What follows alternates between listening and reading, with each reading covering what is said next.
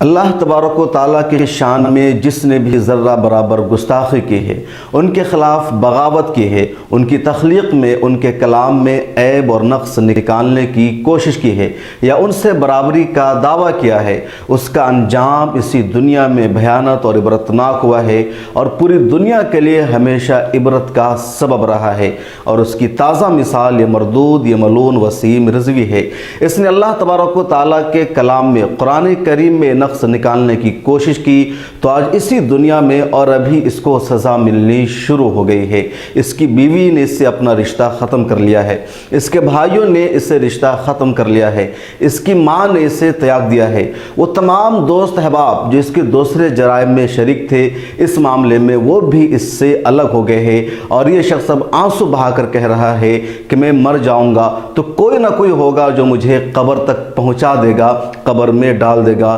ہمارے بھائی، ہمارے بیوی، ہمارے بچے، ہمارے رشتہ دار سب ہم کو چھوڑ کے جا رہے ہیں، اس لیے ہم بھی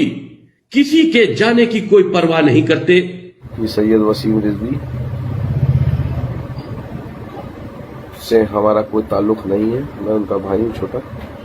نہ میری ماں کا ہے، نہ میرے بھائی کا ہے، نہ میری بہن کا، کسی کا کوئی تعلق نہیں ہے ان سے۔ وہ پاگل ہو گئے ہیں، مجنون ہو گئے ہیں۔ ہم کسی کے جانے کی کوئی پرواہ نہیں کرتے۔ ہم وصیت بھی کرتے ہیں کہ جب بھی ہمارا انتقال ہو جائے تو میرے پاس 4 میرے ایسے دوست ہیں، ہو سکتا ہے وہ ہمارے اس معاملے قرآن شریف کے معاملے سے ہم سے سہمت نہ ہوں، لیکن وہ ہمارے ذاتی دوست ہیں جو ہم کو قبرستان تک پہنچا سکتے ہیں۔ اور دوسرے دھرم کے لوگ بھی ہیں جو ہم سے محبت کرتے ہیں، ہماری بات کو ساکشی دیتے ہیں اور کہتے ہیں کہ کوئی آدمی حق بات کہہ رہا ہے، وہ لوگ بھی ہیں جو ہم کو قبرستان تک پہنچا دیں گے۔ ہم کو اپنے کسی بھائی کی، اپنے کسی لڑکے کی، اپنے کسی لڑکیوں کی، اپنے کسی بھی رشتہ دار کی کوئی ضرورت نہیں ہے کہ وہ ہمارے قبر تک آئیں یا ہمارے لیے ہماری میت میں شامل ہوں۔ لیکن لکھنؤ اور ہندوستان بھر کے تمام علماء کرام، تمام مسلمان، شیعہ سنی جس مسلک اور مذہب کے ہیں، سب نے متفقہ طور پر اعلان کیا ہے کہ اس کو قبر بھی نہیں دی جائے گی۔ اس کی حیاتی قبر بنی ہوئی تھی، اس کو بھی لکھنؤ میں توڑ دیا گیا ہے اور صاف اعلان کر دیا گیا ہے کہ شخص کا بھی وہی انجام ہوگا جو انجام فرعون کا ہوا تھا۔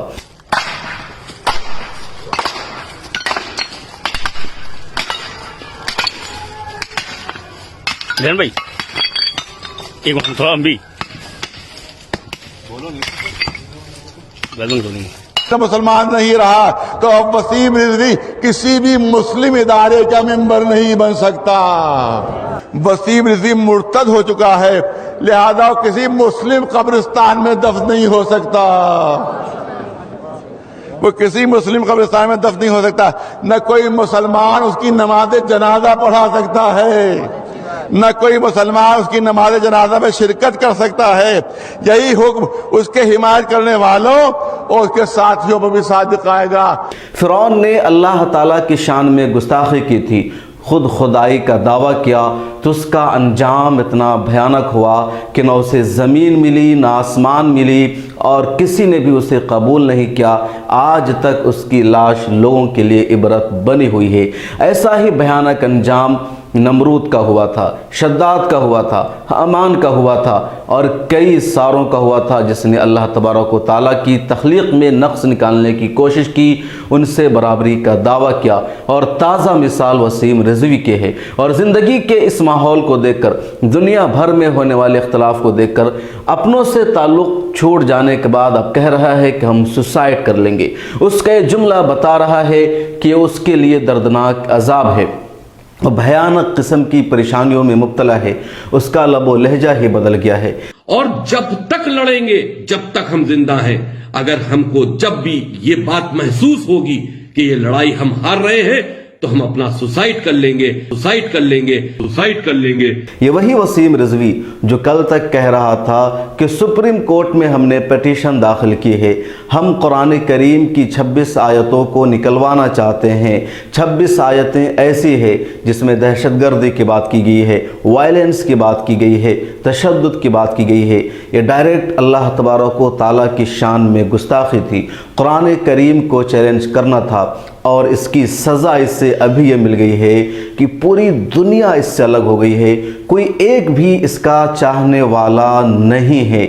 گھر کے عزیزی اور قریبی رشتہ داروں نے بھی اس سے اپنا تعلق ختم کر لیا ہے، اور فیس بک پر اس نے اپنی ایک ویڈیو ڈال کر کہا ہے کہ اب ہم سوسائڈ کر سکتے ہیں کیونکہ تنہا رہ گئے ہیں۔ بات محسوس ہوگی کہ یہ لڑائی ہم ہار رہے ہیں تو ہم اپنا سوسائڈ کر لیں گے، لیکن ہم پیچھے ہٹنے والوں میں سے نہیں ہیں۔ اس سے لگ رہا ہے کہ جب ہم مر جائیں گے تو شاید میری لاش کو چیل اور کوے کھائیں گے، تو یہ فریاد کر رہا ہے، پکار رہا ہے کہ کچھ دوست میرے ایسے ضرور ہوں گے جو شاید مجھے قبر تک پہنچا دیں گے۔ یہ بھی کہہ رہا ہے کہ وہ دوست جو میرے کئی تھے وہ قرآن مجید کے معاملے میں میری رائے سے الگ ہے، لیکن ہو سکتا ہے کہ انہیں اتنا ترس آ جائے کہ وہ قبر تک پہنچا دے، قبرستان میں لے جائے، لیکن قبرستان میں بھی اس کی قبر توڑ دی گئی ہے۔ شیعوں کے یہاں ایک رواج ہے کہ ان کی قبر زندگی میں ہی تیار کر لی جاتی ہے، اور اس کی بھی ایک قبر تیار کی گئی تھی۔ پچھلے دنوں فیس بک پر اس نے خود پوسٹ کیا تھا کہ میرے چاہنے والوں نے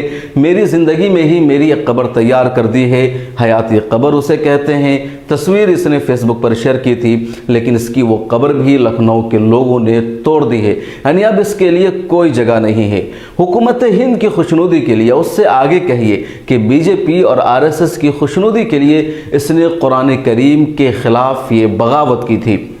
لیکن وہاں سے بھی اسے کوئی سپورٹ نہیں مل رہا ہے۔ نیشنل مائنورٹی کمیشن نے نوٹس جاری کر کے اس سے کہا ہے کہ 20 دنوں کا ٹائم ہے تمہارے پاس، تو معافی مانگ لو۔ اگر 20 دنوں کے اندر معافی نہیں مانگتے ہو تو نیشنل مائنورٹی کمیشن تمہارے خلاف کارروائی کرے گا۔ نیشنل مائنورٹی کمیشن کا مطلب حکومت ہند، حکومت ہند کی ایک آزاد باڈی، انڈیپینڈنٹ باڈی ہے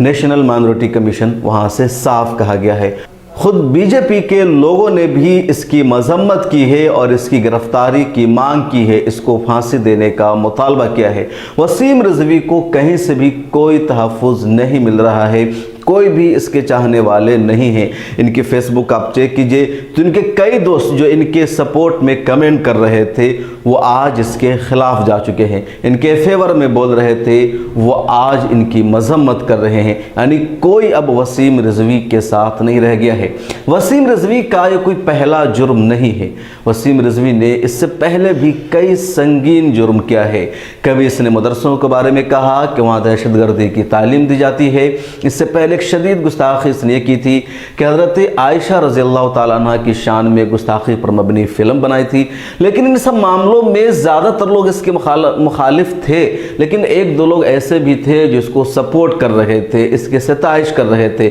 یا کم از کم سنگ اور بی جے پی کے لوگ اس کے ساتھ تھے۔ لیکن جب قرآن کریم پر اس نے سوالیہ نشان قائم کر دیا تو کوئی اس کے ساتھ نہیں ہے، نہ کوئی ہندو نہ کوئی مسلمان۔ ٹویٹر پر ایک ٹرینڈ ضرور چلا پچھلے دنوں کہ میں وسیم رضوی کے ساتھ ہوں، لیکن وہ ٹرینڈ چلانے والے زیادہ تر B J P IT cell کے لوگ تھے، اور اس میں کوئی بھی ایک ایسا چہرہ نہیں ہے جس کو سامنے لایا جا سکے، یعنی کسی بھی اچھے آدمی نے اس کو سپورٹ نہیں کیا ہے۔ یہ پہلا موقع ہے جب وسیم رضوی کے معاملے میں ہندوستان کے جتنے علماء، دانشور اور انٹلیکچوئل طبقہ سے تعلق رکھنے والے ہیں سب نے کھل کر کے مخالفت کی ہے۔ سپریم کورٹ سے اس کی اپلیکیشن پہلے ہی فرصت میں خارج کر دی جائے گی، کیونکہ سپریم کورٹ ایسی چیزوں کو کبھی بھی ایڈمٹ نہیں کر سکتی ہے، اور بات یہی ہے، سچائی بھی یہی ہے۔ سب سے اہم یہی کہ اب یہ مردود اسی دنیا میں اپنا عذاب دیکھ رہا ہے، اس کو نظر آ رہا ہے کہ ہم نے اللہ تعالیٰ کی شان میں گستاخی کی، ان سے بغاوت کی، اور اب ہمارا انجام عبرتناک ہوگا، اس لیے اب سوسائڈ کرنے کی بات کہہ رہا ہے۔ یہ ایک مثال ہے کہ اللہ تبارک و تعالیٰ کی شان میں گستاخی کرنے والوں کی سزا بدترین ہوتی ہے، عبرتناک ہوتی ہے، اور اسی دنیا میں اسے اس کا انجام بھگتنا پڑتا ہے، اور یہی کچھ اس ملعون اور مردود کے ساتھ ہو رہا ہے۔